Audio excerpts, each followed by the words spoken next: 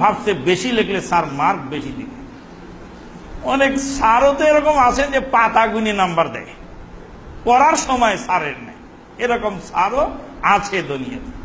তো ছাত্র ওইভাবে লিখতে থাকে, যত বেশি লিখবো প্রত্যেকটা প্রশ্ন টাচ করে যাওয়া দরকার। কিছু পারি আর না পারি, দুই চার কথা লিখলে দয়া দাক্ষিণ্য করে স্যার যদি দুই একটা মার্ক দিয়ে দেয় তাও তো একটু এগিয়ে গেল।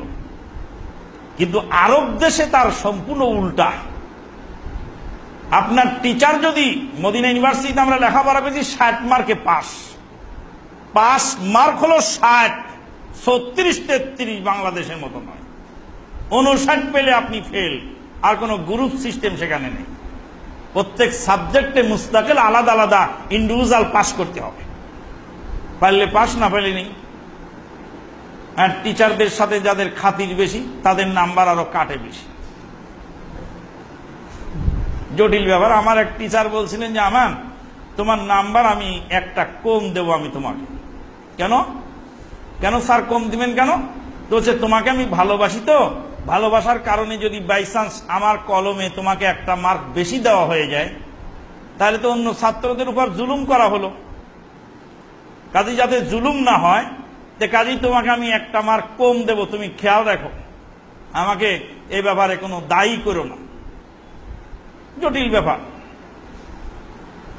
আরেকজন টিচার ইন্তেকাল করেছেন, উনি ছিলেন ডক্টর আব্দুল আজিজ। ডক্টর আব্দুল আজিজ সাহেব ইন্তেকাল করেছেন 2007-এ। হজ সফরে গিয়ে জানতে পেলাম তিনি ক্যান্সার রোগে আক্রান্ত হয়ে ইন্তেকাল করেছেন। আল্লাহ তাকে জান্নাতুল ফেরদাউস নসিব করুন। ডক্টর আব্দুল আজিজ স্যার একদিন বলছিলেন, ইন কুনতু নাকাসতু মিন তালিবিন দারাজাতান ওয়াহিদাতান ফাকাদ যালামতু আলা হাদা তালিব ওয়া ইন কুনতু জিদতু লাহু দারাজাতান ওয়াহিদান ফাকাদ যালামতু আলাল উম্মাহ। আমি যদি কোনো ছাত্রকে 1 মার্ক কম দেই তাহলে ছাত্রটার উপরে জুলুম করা হলো, কারণ 1 মার্কের কারণে তার 40,000 টাকা নাই হয়ে গেল। মানে সৌদি আরব থেকে আসতে যেতে তখন 40,000 টাকা বিমানের টিকিট, 1 মার্কের কারণে এক ছাত্র ফেল করলে 40,000 টাকাও নাই, ওর বিমানের টিকিট সরকার ওকে দিবে না।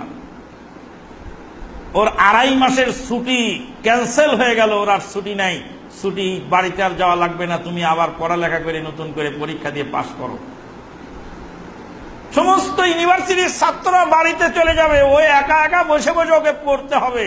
ওকে ভিসাও দিবে না, ওকে ছুটিও দিবে না, ওকে বাড়ি যাওয়ার টিকিটও দিবে না। কত বড় ভয়াবহ অবস্থা। বছর ধরে পড়ালেখা করার পরে বছর শেষে সবাই বাড়িতে চলে গেল, আর ওই ফেলু ছাত্রটা বসে রইল। 1টা মার্কের কত দাম ওকে জিজ্ঞেস করে দেখো। তাই তো মদিনা ইউনিভার্সিটিতে বহুদিন দেখেছি পরীক্ষার হলে ছাত্ররা সেন্সলেস হয়ে পড়ে গেছে প্রশ্ন দেখে, স্ট্রেচারে করে হাসপাতালে নিয়ে তাকে ইনজেকশন স্যালাইন দেওয়া হয়েছে। 60 মার্কে পাস, গলা উঁচু করলে ঘাড় ঘুরালে সঙ্গে সঙ্গে খাতা কেড়ে নিয়ে চলে যায়, কথা বলার সুযোগ নেই। কিয়ামতের মাঠ যদি দেখে থাকেন তো মদিনা ইউনিভার্সিটির পরীক্ষার হল যায় দেখে আসবেন।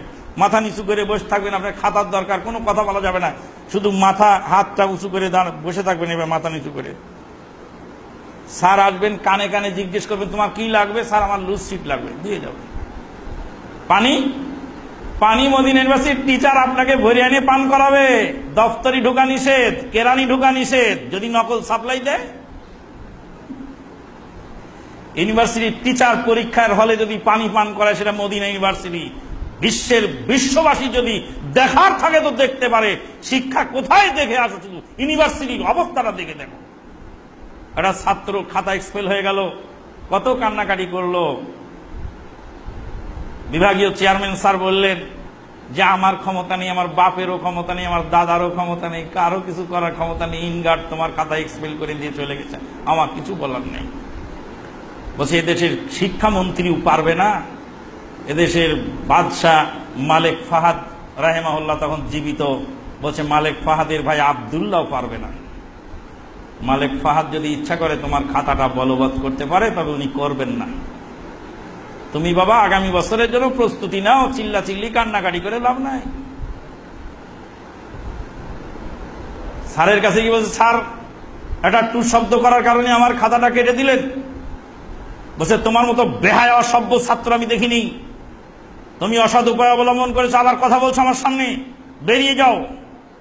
ক্যান্সার হয়েছে এক আঙ্গুলে, আঙ্গুলের মাথায় ক্যান্সার হয়েছে, আঙ্গুল গোড়া পেরে কাটার বিষয়ে আমরা সদা প্রস্তুত। তোমার মতো ক্যান্সার কেটে আমরা পরীক্ষার পরিবেশ ঠিক রাখতে চাই। মাত্র 34 বছর বয়স শেখ মোহাম্মদ বিন সালেহ আল গামেদী, তিনি আমাদের টিচার। 34 বছরের তরুণ উদীয়মান লব্ধ প্রতিষ্ঠিত গবেষক এবং শিক্ষানবিশ শেখ মোহাম্মদ বিন সালেহ আল গামেদী, তার ভাষণ আর তার বক্তব্যটাকে, আল্লাহু আকবার, সুবহানাল্লাহ বিহামদিহি। যাই হোক, ছেলেটি বের হয়ে আসে, দেখতে পাচ্ছে বাস স্ট্যান্ডে, রাস্তায়, ফ্যাকাল্টির ভবনে, ছাত্রাবাসে, তারপরে ডাইনিং হলে, বাসের গায়ে, সব জায়গায় ওর নামে নোটিশ এসে গেছে। আমির হাসান শ্রীলঙ্কি পরীক্ষায় অসৎ উপায় অবলম্বন করার কারণে তাকে এক্সপেল করা হয়েছে। ইউনিভার্সিটির সিন্ডিকেট খুব দুঃখ প্রকাশ করছে এরকম পুনরাবৃত্তি যেন আর না ঘটে। 7 দিন যাবৎ ঘর থেকে ছেলেটি আর বের হতে পারেনি, কারণ রোডে ঘাটে সব জায়গায় গোটা দেশ ও জাতির কলঙ্ক। শ্রীলঙ্কার ছাত্র, হাদিস ফ্যাকাল্টির আমির হাসান অসৎ অবলম্বন করার কারণে তার এই দুর্গতি।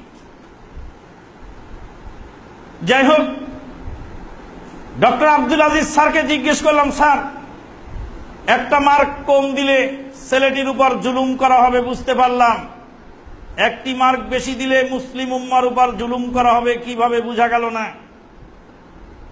বলে যে ছাত্র অযোগ্য, পাশ করার উপযুক্ত নয়, তাকে যদি দয়া দাক্ষিণ্য করে আমি 1 নাম্বার বেশি দিয়ে পাশ করিয়ে দেই, তাহলে ওই ছেলেটি আমার দয়ার উপরে পাশ করে গেল, সে তো আসলে অযোগ্য, সার্টিফিকেট পাওয়ার যোগ্যতা সে রাখে না। অযোগ্যকে সার্টিফিকেট দিয়ে যখন আমি বাজারে নামিয়ে দিলাম, যখন মুসলিম সমাজে গিয়ে এই অযোগ্য ছেলেটি মুসলিম জাতির ক্ষতি করবে তার অযোগ্যতার কারণে, গোটা মুসলিম জাতির কাছে আমার জবাবদিহি করতে হবে। আমি গোটা মুসলিম জাতির উপরে জুলুম করলাম অযোগ্যকে সার্টিফিকেট দিয়ে বাজারে ছেড়ে দিয়ে। মেডিকেল কলেজ থেকে ওই ছেলে নকল করে পাশ করে ডাক্তার হয়েছে।